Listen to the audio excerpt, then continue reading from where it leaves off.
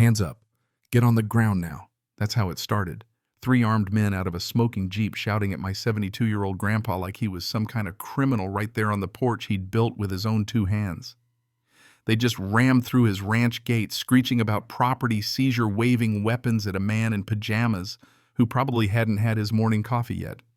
And there I was, Henry Thornton, a property law attorney, frozen phone shaking in my hand as I dialed 911, realizing fast that nobody was coming to save us. But Grandpa just stared at that shattered gate with this steady, almost dangerous calm that said, "Son, I've been here before and I know how to fight back." I'd driven up from the city Friday night to help him mend some old fence posts, never expected to be watching a suburban SWAT cosplay on our own land. 40 acres, rolling hills, and oak trees bought with his Boeing pension back in '82. 40 years of Thornton's stubbornness on this dirt, and that one morning just shattered it all. I could see everything through the kitchen window.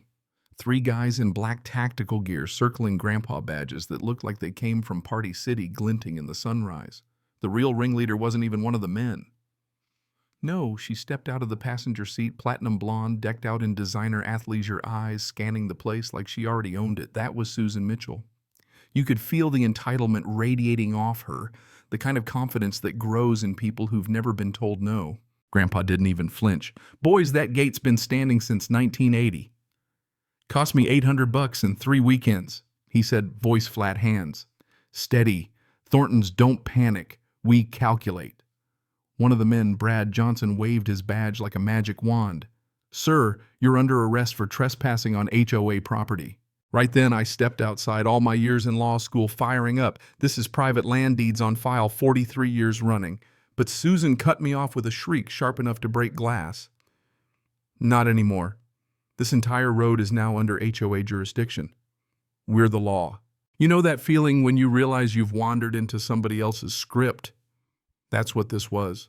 Grandpa just looked at his old barn-turned-workshop like he was already plotting his next move. "Need to rig a way out of this mess?" he muttered low, almost for himself. That's how I knew things were about to get interesting. 911 was a joke. "No units available for 4 hours, sir. File a report online." So much for help. Grandpa's jaw just clenched with that quiet resolve I'd watched 1,000 times, 40 years designing fail-safes for Boeing, and now his own home was under siege. "That Jeep won't be driving out so easy next time," he said, real casual.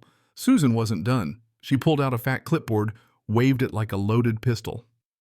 "You have 48 hours to vacate, or we'll be back with real authorities and seizure papers."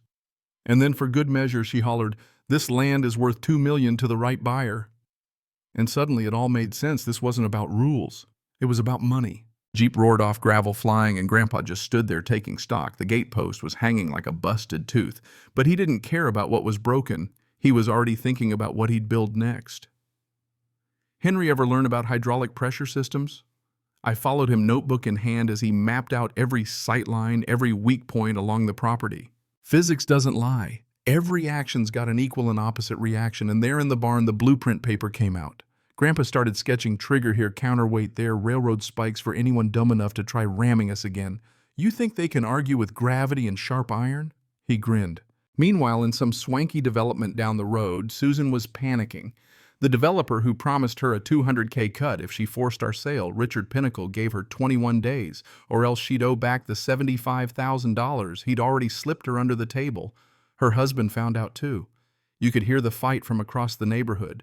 Perfect suburban family falling apart in real time. Back at the ranch, Grandpa was ordering steel beams and motion sensors like a kid at Christmas. The new gate would open slow and respectful for the right approach, but try coming in hot and well. Physics takes over from there.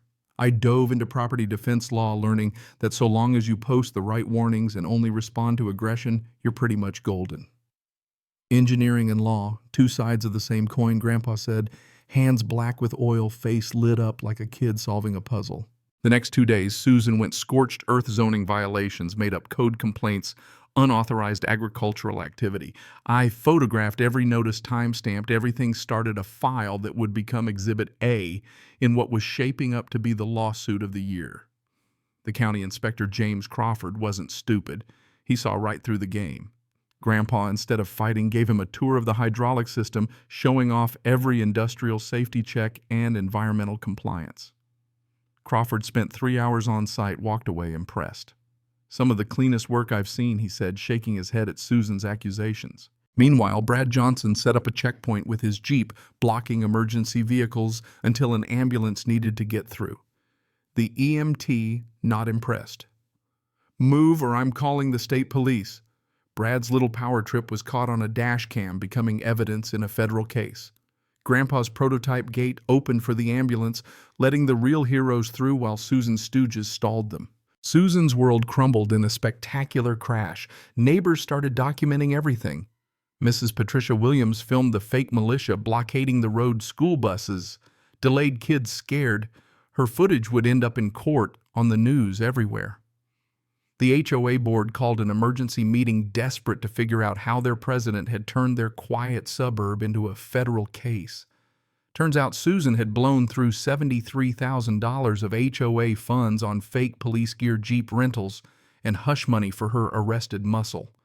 Residents were furious. Her husband filed for divorce, her kids moved in with relatives, and the HOA voted to dissolve on the spot. But Susan wasn't done. She started obsessively surveilling us, binoculars, cameras, notebooks, posting wild conspiracy theories online. At one point, she even broke into our mailbox.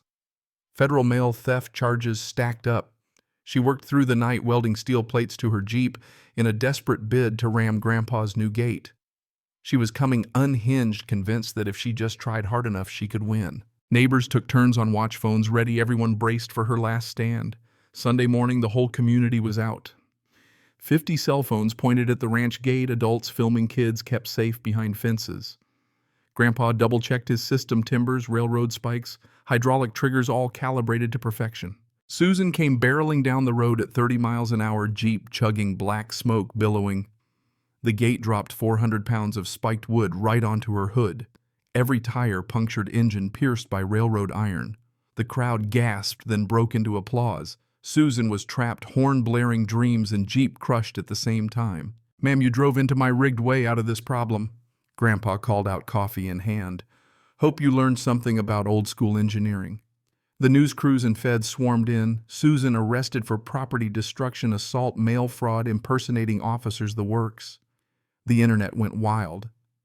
Susan's Spikegate trended for days, the video analyzed by law students, mechanical engineers, and suburban dads everywhere. In court, the charges stacked up: federal prison time, $500,000 in restitution, and a restraining order that might as well be engraved in steel. Her family changed their names. The developer Pinnacle went down, 2 RICO charges, business empire in ruins.